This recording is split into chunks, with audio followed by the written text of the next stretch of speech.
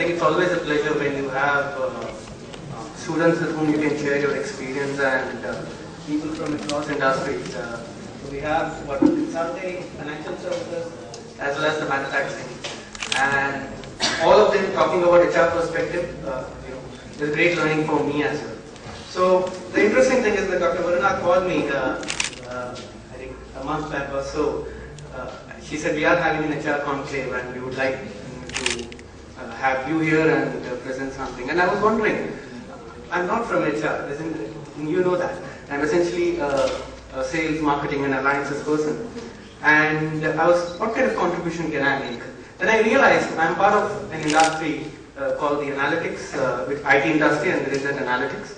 And one of the things that we have been doing for quite some time is to talk to the business managers and business leaders and offering them solutions across functions. It could be sales, it could be marketing, or it could be HR analytics. So my primary objective was to come and talk about analytics as a discipline.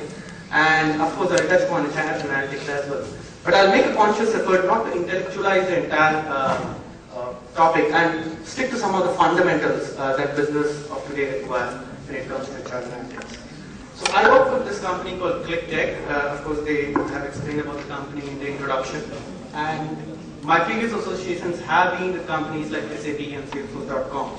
The text of my presentation over here. But let's start with a simple question. I want you all to think through this for a second before we go ahead. You all, many of you students over here, corporates over here, you all do one thing every day. And what is it? As a skill that you use every day, as a business manager, as a student, as a management practitioner, what is it that you do every day as a skill? Communication, what else? Analysis, what else? Time management. There is one very interesting component. Unfortunately, a lot of recruiters and hiring managers don't measure that. What's new about it? It was always there, isn't it? How many of you agree that decision analysis as a science, as a subject, as a theory was always there? How many of you would agree? Right. So what's so different about it? Why is suddenly that we all are discussing about it in forums, conclaves, conferences, or a lot of academicians are writing about it? What is it? What is different about it? Any thoughts? Complex, okay. Environment is changing very fast, so we need to cope up with the situation. So now we realize the importance of people as well. Excellent. Competition? So something interesting, all that you said is very relevant. Competition is increasing, things are becoming more and more complex, the business environment is changing, people are changing, the importance is more realized. Let's take a step back. That's all management, that's all we read in business books and theory. But there is something fundamental happening to the way we take decisions itself, right? And what is that? Four key components that are happening around decision and analysis. But having said that, the entire concept of analysis itself has changed. Earlier, the business used to probably pull out reports based on their existing systems they have. And what those reports used to give them was a view of what has happened, right?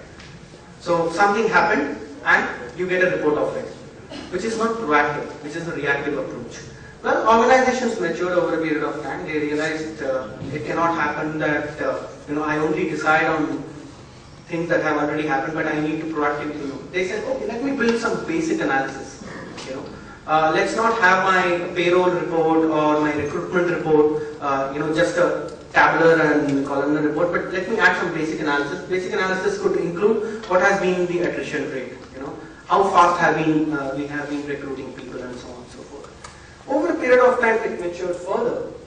What people started realizing, it's not that I want to know what has happened in business, but I want to know what is happening now.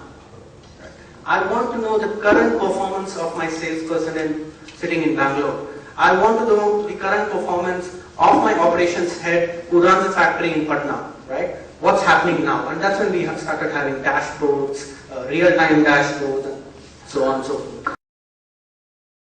And there are multiple examples. You can go to Google and check out these case studies. There are multiple examples wherein there are clearly, if you have invested in some kind of an analytics to take effective decisions, you are potentially able to cut costs. Right? Cut costs not necessarily in terms of hiring people, by the way, but cut costs in terms of reassigning people to the right opportunities. Right? So if a person has the capability to interact well with the customer, and that's his skill, as an HR person, you should be able to track it and reassign him to a customer-facing role. If the same person is working in an operations node and not being productive, it's not necessarily he is not good in that area. But how do you make those decisions?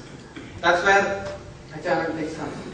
Then, great, HR analytics is fine, performance management is fine. Are organizations investing in it? The answer is yes. So some of the leading organizations that you would have heard of, Microsoft, Deloitte, Sun, are investing in HR analytics. But are all of them investing in HR analytics? No. So if you look at the research, it says that typically it's the best in class or large enterprises, globally distributed enterprises who have been investing in HR analytics. Still, a lot of investment has to happen in the mid market and the lower segment of the industries, which is still picking up and yet slow. That's because, as I said, still a lot of companies are at a reporting and dashboard mode and have not moved into next level. But it's just a matter of years that they will realize the importance. But what are the practical challenges? And I wanted to highlight this. Why, if companies want to implement HR analytics, it's not big bang.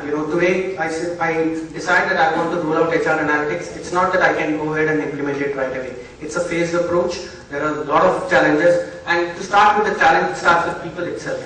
Believe me, a lot of people are not comfortable with transparency. You put together an HR analytics program, you put together a nice dashboard report, and share it with people. Not everybody will be comfortable. You will actually face a lot of resistance. And it's a lot to do with the country's culture, organization's culture, right? Or the more curriculum. Not just that, the ability, how many people can actually have an analytical thought process, or even as simple as a skill like asking the right questions. That's another challenge. It's not a commonly found skill these days. Not just that, and from a data perspective. Okay, fine, I want to put together an HR analytics platform. Is the data that I have correct? Is it accurate enough? Will it give me the right insights to take decisions? Right? That's another challenge. How will I get data from 40 odd different countries where I have operations? It's not easy. Then you have the technology problem. What platform should I choose? How will I, as an HR leader, how will I go and convince my CEO that this is something that requires investment? Right? So these are some challenges, and I would like to end the session with the thought that irrespective of whatever platform you choose, irrespective of whatever KPIs you decide to analyze as an HR professional or a business leader, at the end of the day, you have to see how is it helping you to take decisions. And if you go by a staggered approach, a phased approach, take care of all these aspects, I think you will be able to roll out a successful HR analytics implementation. What I would recommend you all, there are some amazing HR analytics demonstrations available and actual products. Look at them and see what companies are doing in action. Right? While it is one thing to talk a lot in terms of theory, the real experience comes from when you see some interesting demonstration of HR analytics tool, and you'll get a better insight. Yeah. Thank you.